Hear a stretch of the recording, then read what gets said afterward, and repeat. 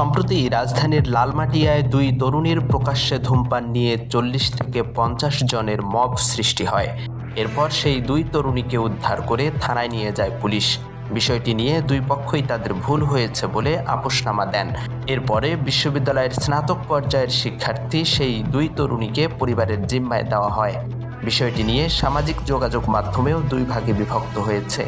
কেউ কেউ স্বরাষ্ট্র উপদেষ্টার বক্তব্যের সমর্থন করেছেন, কেউ আবার সমালোচনা করেছেন।